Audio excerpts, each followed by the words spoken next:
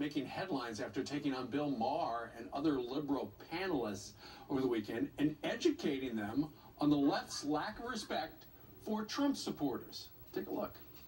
Your country is polarizing in a way that's not good, and that, you know, people are going after Trump, and I understand that. It's not like I don't understand that, but there's all these people that elected him and that are identified with him, and they're not taking this well. You need to have respect for the rest of your citizens, and if your country isn't going to pull itself apart, and I really see this happening. Dr. Peterson joins us right now. He, of course, is a psychology professor at the University of Toronto and author of a New York Times bestseller, 12 Rules for Life, and just released the new audiobook version of Maps of Meaning. He joins us live right now from Canada. Good morning to you, Doctor. Morning.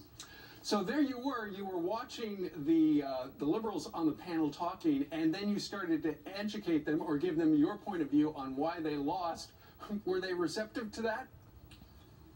Well, I don't know if the question that I asked was really addressed, which is that if Trump is taken out by one means or another, then how are you going to heal the rift between the left and the right in the United States? And this is a serious problem. I mean, everyone, regardless of their political orientation, needs to live together.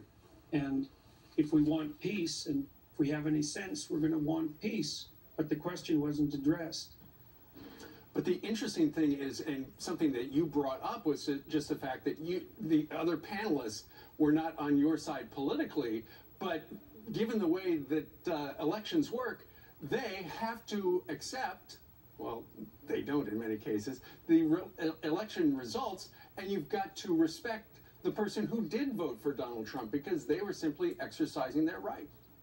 Well, I think you've seen in the United States, probably ever since a special prosecutor was nominated to go after Clinton, I think you've seen attempts to bring down the presidents legally every time there's been an election, and that seems to have been ramped up. And that's very dangerous. I mean, it's obviously the president isn't above the law, sure, but increasingly the political parties seem to be using extra like means outside of the electoral process to impose their will on the electoral outcome, and this is a bad thing. Well, just look at what the Democrats in the Senate are trying to do right now to Mike Pompeo. Never in history has anybody tried to shut down a president's selection for Secretary of State, and this appears to be based on politics. Yeah, well, I mean, people need to understand that those on the other side of the political spectrum have their reasons for looking at the world the way they do. I mean, each side can become too extreme, but if you want a civil society, then people have to be civil to one another, and I see that breaking down. And it's not a pathway we want to trot if we have any sense. Well, you're right. There isn't a lot of civility these days, and there's not a lot on campus. I know you're a professor, and you go out and you're an alternative voice on college campuses.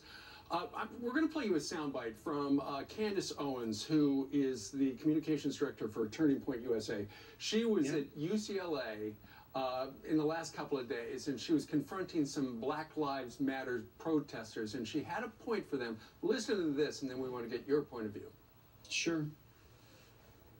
Victim mentality is not cool. I don't know why people like being oppressed. It's the weirdest thing I've ever heard. I love oppression. We're oppressed. 400 years of slavery, Jim Crow, which, by the way, none of you guys lived through. Your grandparents did. And it's embarrassing that you utilize their history. You're not living through anything right now. You're overly privileged American. You're overly privileged Americans, she said that. And then a few hours or a day or two later, Kanye West, the singer, the artist, tweeted this out. I love the way Candace Owens thinks, and then now he's taking a lot of heat because he's supporting somebody who's from the political right. What did you make of what she had to say? Well, I think that Candace is commenting about the danger of adopting a victimization oppressor narrative, and it's a narrative that the hard left has really been pushing, and ever since Marx, of course, that the world is composed of those who are victimized and those who are the oppressors, and everyone successful is an oppressor, and everyone else is a moral victim, like a morally acting victim. And it's a very, very dangerous narrative, and it's certainly one that's unbelievably widespread on university campuses.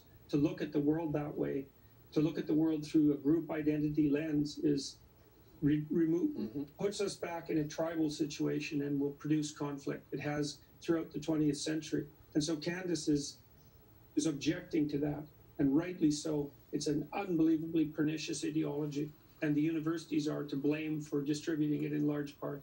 It's really appalling and dangerous. Well, when you look at just politics in general, during the last election cycle back in 2016, the Democrats did adopt a very strong identity politics program, and all the postmortems have said that really didn't work. So it will be interesting to see what the Democrats do going forward. Yeah, well, I mean, the right-wingers, the conservative types like Candace have to tell a better story than the Democrats, and the story's got to be, and this goes for centrist liberals too, the story has to be that, there's obviously racial differences and ethnic differences and gender differences and all of that, and some of that manifests itself in terms of prejudice, but the fundamental issue is that we've always regarded the individual as the measure in the West, and that's the best idea the world's ever had. And if we lose that, then it's going to be catastrophic. So everyone should be pushing against that, whether they're on the right or the left, if they have any sense. And the moderate left needs to dissociate themselves from the radical left, and this is something they refuse to do. It's conceptually difficult to do it, but it's a moral imperative. It's a moral necessity. Let's see what happens. All right, Jordan, thank you very much. By the way, folks, Dr. Peterson has developed a new online writing program. It's called Self-Authoring. If you're interested, go to selfauthoring.com for more information. And